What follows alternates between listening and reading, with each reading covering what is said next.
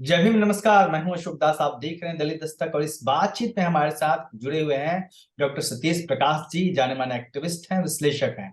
पिछले दिनों रामचरितमानस का जो विवाद था, उसकी दोहों को लेकर बिहार के मुख्यमंत्री ने जिस तरीके से टिप्पणी की थी, इसके बाद स्वयं प्रसाद मौर्य ने टिप्पणी की। धार्मिक धर्म गुरु जो हैं, जो कहते हैं खुद को, क्या पता है कि नहीं है, उन्होंने तमाम तरह की धमकियां दी और एक आम विवाद का विषय, एक चर्चा का विषय रामचरितमानस रहा।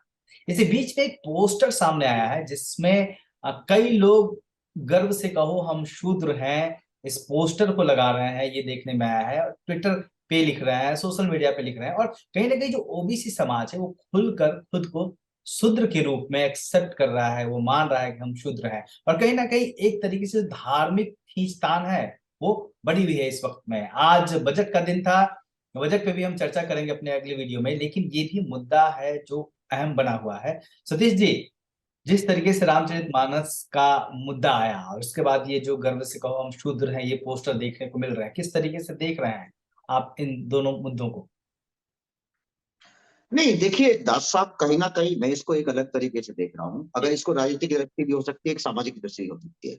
राजनीति में कौन लोग क्या कर रहे हैं उससे तो ज्यादा मेरा मतलब नहीं हो सकता, लेकिन अगर आपको सामाजिक न्याय की दृष्टि से देखते हैं तो निश्चित रूप से कहीं ना कहीं तुलसीदास जी की वो लाइनें इस देश की 85% जो आबादी है उन शब्दों से, उन विचारों से बिल्कुल सहमत नहीं है।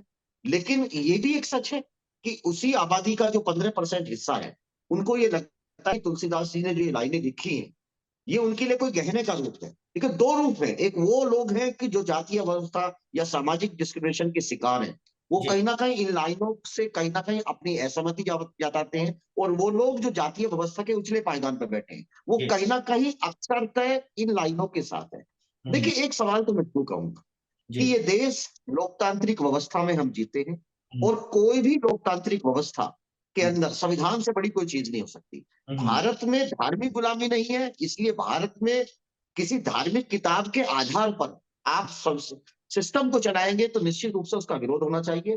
भारत चूंकि आजाद है, और आजाद देश में संविधान से बड़ी कोई चीज नहीं है।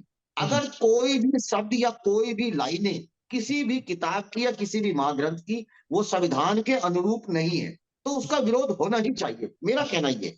लेकिन इसके बाद जिस तरीके से ओबीसी समाज एकजुट हुआ है, वो दो दो हाथ लड़ने के लिए तैयार है। तेजस्वी यादव ने जब अमूमन इस तरह के मामलों में देखा जाता है कि जो बड़े नेता हैं वो अपने जो मातहत मंत्री हैं उनके पीछे से हाथ खींच लेते हैं। जैसे दिल्ली में आपने देखा कि अरविंद केजरीवाल के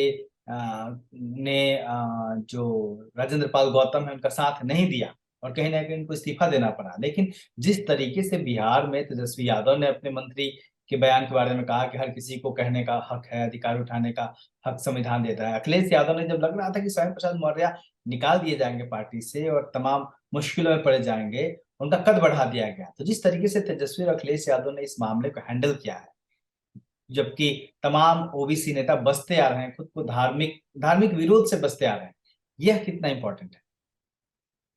नहीं, निश्चित रूप से ये एक बड़ी घटना है। इसको देखिए, आरंभिक अवस्थाओं में स्वामी प्रसाद मौर्य जी के इस बयान से कहीं ना कहीं अखिलेश जी ने दूरी बना करके रखी। लेकिन चूंकि ये जब ये मामला पूरे के पूरे सामाजिक पटल पे उभरा, और पिछले 10 दिन से इसके ऊपर रोज डिबेट हुई, मैं भी बहुत सारी डिबेट्स का हिस्सा रहा, और मैंने बहुत सारी सवाल रहे।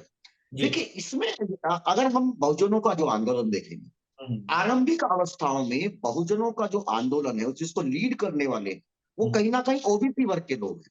हम्म। ज्योतिबा फूले से लेकर के तमाम वो लोग रहे। हम्म। लेकिन उसके बाद जब ये देश आजाद हुआ तो सामाजिक आंदोलन के की को चलाने वाले या सामाजिक व्यवस्था की जितनी जो मुखालफत जो है, जो अम्बेडकरवादी विचारधारा है, जो दलितों की विचारधारा है, जो बुद्ध की विचारधारा है, उसने बड़ी मजबूती से के साथ लड़ाई लड़ी। लेकिन ये पहली बार ऐसा हो रहा है कि जो ओबीसी वर्ग के कुछ लीडर्स आए हैं, हम्म। हालांकि जितना मजबूती से उनको, अभी अभी भी उनके अंदर संशय है, इसमें कहीं कोई दो राय नहीं। पॉलिटिकल लोग हैं, संशय होने के बहुत सारे कारण भी हो सकते हैं, हम्म। और इस बात को बहुत आगे बढ़ाया जा सकता है। और जी। इसमें देखिए, इस पूरी डिबेट में एक चीज मैंने बड़ा अच्छी तरीके से देखी हम्म। कि तमाम दलों के लीडर, हम्म। चाहे वो पिछड़ों में दलित में, पिछड़े पिछड़े वर्ग के दलितों, मतलब जो दलों में काम करने वाले हैं, हम्म। जो क्षेत्रीय दल है, चाहे वो जो भी दल है, समाजवादी पार्टी के अंदर भी जो काम करने वाले लोग हैं, जी। वे लोग जो 15% आबादी में आते हैं, हम्म। इन इन पार्टी के साथ नहीं खड़े। पार्टी के विचारों के साथ नहीं खड़े, वो कहीं ना कहीं तुलसीदास के साथ खड़े हैं, वो धार्मिक व्यवस्था के साथ ही खड़े हैं। ये मैं तमाम, इवन कांग्रेस को आप देखिए, कांग्रेस के एक प्रमोद कृष्णन जी है, उन्होंने खुल के कहा कि इनके ऊपर तो एमएसए लगना चाहिए। तो ऐसी व्यवस्था में तमाम जो जो वीकर सेक्शन के लीडर्स हैं, उनको ये बात ध्यान रखनी चाहिए कि आप देखिए, कल मैं एक डिबेट में था, ब्रजलाल जी उस डिबेट में थी, तो मैं एक छोटा सा सवाल उनसे पूछा कि देखिए आप समाज को रिप्रेजेंट करते हैं, तो उनको थोड़ा सा कहीं ना कहीं असहमति में जताई। मेरा कहना ये है कि हम नौकरियों में आरक्षण के आधार पर आते हैं, चाहे वो ओबीसी वर्ग का व्यक्ति हो या अनुसूचित जाति वर्ग का हो या एसटी वर्ग का हो। पॉलिटिकल रिजर्वेशन भी हमको उसी के आधार पर मिलता है, और रिजर्वेशन इसलिए मिलता है कि हम उन लोगों को, जिस सेक्शन से, आबादी के जिस हिस्से से हम आते हैं, उनकी बातों को मजबूती से रखें। लेकिन मैं इसका उल्टा आप देखिए कि वे दलितों वर्ग के जो लीडर्स, जो ओबीसी के लीडर हैं, जो दलितों के लीडर हैं, या वनवासी हैं, जो भी है, उन लोगों ने अभी भी जिस मजबूती से 15% के लोग तुलसीदास जी के साथ खड़े हैं। हम लोग आदिवासी पे तो अच्छा है, वनवासी तो किसी और को वो आरएसएस का वर्ड है, वो असल में उनको आदिवासी कहने से उनको लगता है कि उनका जो पुनरुत्थान है ना, वो पीछे चले जाएंगे, क्योंकि इस देश का मूल निवासी आदिवासी ही है। तो इसलिए इस शब्द को लेकर के वो आमतौर पर, जो ऐसे, मैं मुझसे बड़ी गलती हुई है, मैं माफी चाहूंगा, आमतौर पर ऐसी गलती होती नहीं है, क्योंकि मैंने भी विरोध किया एक दो डिबेट में कि जब वो वनवासी कहते हैं। मेरा कहना यह है कि हमको, तमाम लोगों को, ये एक मौका, देखिए ये एक वैचारिक क्रांति का समय है, ये एक सामाजिक क्रांति का समय है, और ये तीसरी आजादी का आगाज है। ये, क्योंकि बाबा साहब ने खुद ये कहा था कि ये देश राजनीतिक रूप से आजाद होगा है, इस देश में सामाजिक गुलामी है। मेरे जो तमाम अनुयायी हैं, मेरे जाने के बाद जो सामाजिक न्याय की लड़ाई होगी, वो तीसरी आजादी के रूप में हो सकती है। जी, तो आप ये भी लड़ाई, बार बार जिक्र करते हैं तीसरी आजादी का। मैंने तमाम सोशल मीडिया पे आपके कमेंट देखे हैं, तो इसका जिक्र अब बाबा साहब किसी कोर्ट को देखते हुए कर रहे हैं? नहीं नहीं, निश्चित, देखिए देखिए देखिए, मेरा ये स्पष्ट मानना है कि, मेरा ये स्पष्ट मानना है, 100% ये मानना है कि इस देश में सामाजिक क्रांति बढ़ेगी, इसमें कहीं कोई दो राय नहीं। और धर्म की राजनीति को से लड़ने के लिए या उसका मुकाबला करने के लिए आपके पास सामाजिक न्याय की लड़ाई ही होगी। तमाम वो दल, चाहे वो कांग्रेस भी है, वो अपने एजेंडे में सामाजिक न्याय की बात रख सकती है। तमाम वो क्षेत्रीय दल, चाहे वो नॉर्दर्न इंडिया के हो चाहे दक्षिण भारत के हो, बीजेपी की जो धर्म की लड़ाई है, जो धर्म की राजनीति है, उससे मुकाबला करने का एक ही तरीका है, वो है सामाजिक न्याय की लड़ाई। और सामाजिक डिस्क्रिमिनेशन के खिलाफ बोलना, ये कोई, देखिए ये होना चाहिए, और तमाम दलों को बड़ी मजबूती के साथ अपनी बात कहनी चाहिए। एक छोटी सी बात मैं कहूं, अभी कुछ लोग कह रहे थे कि ये लगभग 15वीं शताब्दी का मामला है, इस पर आज चर्चा क्यों? ऐसा नहीं है कि तुलसीदास जी के उस समय में भी देखो ना, तुलसीदास जी के समकालिक कबीर जी हैं, तुलसीदास जी के समकालिक रविदास जी हैं, बाकायदा उन्होंने तुलसीदास जी की इस व्यवस्था का विरोध किया है। खुद तुलसीदास, तो चर्चा तब भी हो रही थी उस वक्त के, जी, उस वक्त में जो विचारधारा के लोग थे। हाँ, निश्चित रूप से उसका विरोध हुआ है। आज देखिए, आज आपके पास एजुकेशन भी आई है, वो कितनी आई है वो एक सवाल हो सकता है, लेकिन आप कहीं ना कहीं प्रोग्रेस की तरफ बढ़े हैं। तो ऐसे माहौल में अब ये समय है, अब ये समय है कि कहीं ना कहीं, अगर ये बहुत अच्छा है, ये बहुत ही अच्छा हुआ कि सामाजिक मुद्दे पे आमतौर पर जो जो पिछड़े वर्ग के लोग हैं, वो उस तरीके से शायद नहीं खड़े होते जिस तरीके से बाकी लोग उसमें चाहते हैं कि उनकी सहभागिता बढ़े। पहली बार ये ऐसा हो रहा है, और मुझे ऐसा लगता है कि बीजेपी के लिए ये खतरे की निशानी। जी, अगर ये अखिलेश जी, ये पूरे पूरे घटनाक्रम में सबसे महत्वपूर्ण चीज यही है कि देखिए, दलित राजनीति, दलित आंदोलन वो एक स्थापित है, ठीक है, और जी, दलित समाज खुद को आइडेंटिफाई करता है कि हाँ ठीक है, हम दलित आंदोलन के लोग हैं, अम्बेडकरी आंदोलन के लोग हैं। लेकिन जो ओबीसी समाज है वो कहीं ना कहीं खुद को हिंदुत्व से जोड़ता रहा है, हिंदुत्व के साथ खड़ा रहा है, और जो हिंदुत्व का आंदोलन रहा है, धर्म का आंदोलन रहा है, वही वो अपना आंदोलन भी मानता रहा।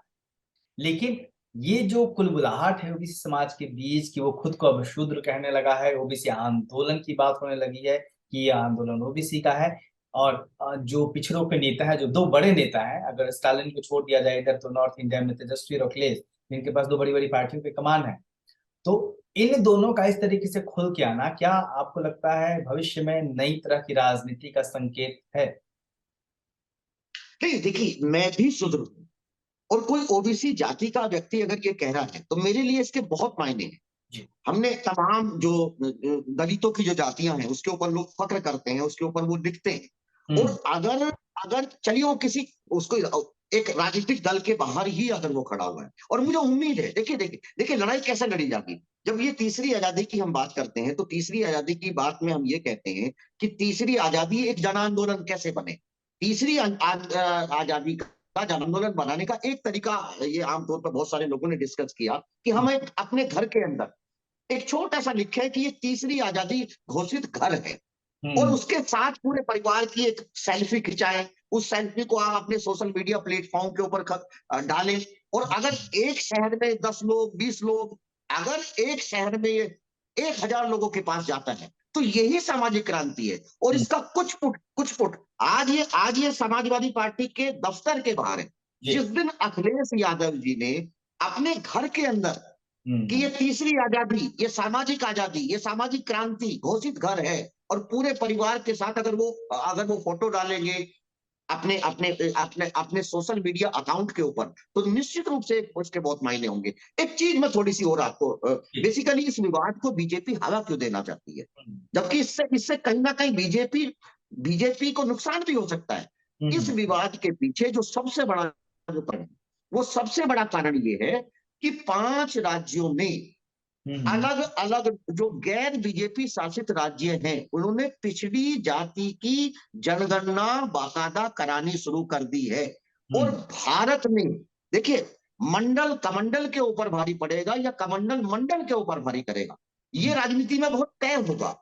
अगर ओबीसी वर्ग के लोग अपनी जातीय जनगणना कराने में कामयाब रह गए तो हम्म। भारत का जो राजनीतिक नक्शा है वो बदल जाएगा, पूरी तरीके से बदल जाएगा। और बीजेपी भी शायद इस बात को लेकर के डरी हुई है, और वो कहीं ना कहीं इस मुद्दे के द्वारा, इस मुद्दे को हवा दे करके वो चाहती है कि ये जो ओबीसी वर्ग के अंदर जो जातीय जनगणना को लेकर के जो उत्सुकता है, हम्म। और देखिए जनगणना भी हुई नहीं है ना, 2021 में भी जनगणना होनी थी, जी जी तो जी। कहीं ना कहीं सरकार के ऊपर ये दबाव रहेगा।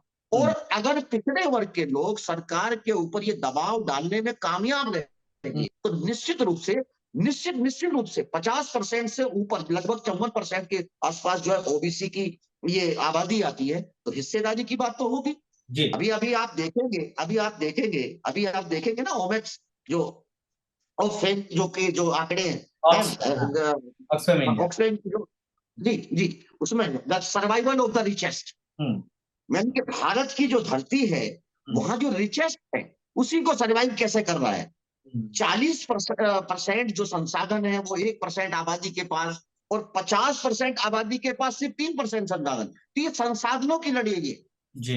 तीसरी आजादी सिर्फ सामाजिक आजादी की लड़ाई नहीं है, तीसरी आजादी आर्थिक आजादी की भी लड़ाई है, तीसरी आजादी सांस्कृतिक आजादी की भी लड़ाई है, तीसरी आजादी शैक्षिक आजादी भी, शैक्षिक जो जो व्यवस्था है उसके हम्म। लिए भी है। तो मेरा कहना यह है कि एक बेहतर मौका है, हम्म। तमाम दलों के जुड़े हुए लोग, तमाम जो संगठन है, जो सामाजिक संगठन है, उनसे जुड़े हुए लोग, उनको अपने तमाम सोशल मीडिया अकाउंट के ऊपर जहां से भी वो अपनी बात कह सकते हैं, जी। ये एक अच्छा और बेहतर मौका है। इसमें इसको इसको आप सिर्फ पॉलिटिकल नजरिए से ना देखें कि हम्म। इसमें अखिलेश जी राजनीति कर रहे हैं या स्वामी प्रसाद निश्चित रूप से राजनीति कर रहे होंगे, इसमें कहीं कोई दो राय नहीं है।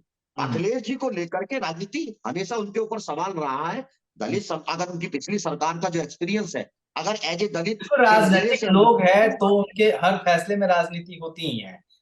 जी जी जी जी जी जी, जी, लेकिन लेकिन इसके मेरा मानना यह है इसको संस्था की दृष्टि से देते हम तमाम लोगों को बहुत मजबूती से खड़ा होना चाहिए।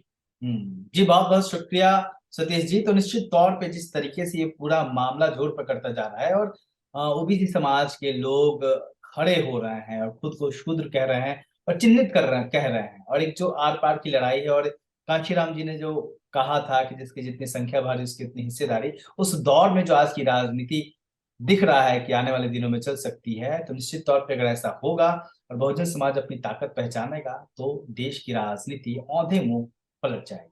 सतीश जी, बहुत बहुत शुक्रिया। आप देखते रहिए दलित दस्तक। जय भीम। और अगर आपने अब तक हमारे चैनल को सब्सक्राइब नहीं किया है तो प्लीज प्लीज प्लीज सब्सक्राइब भी कर दीजिए। जय। है।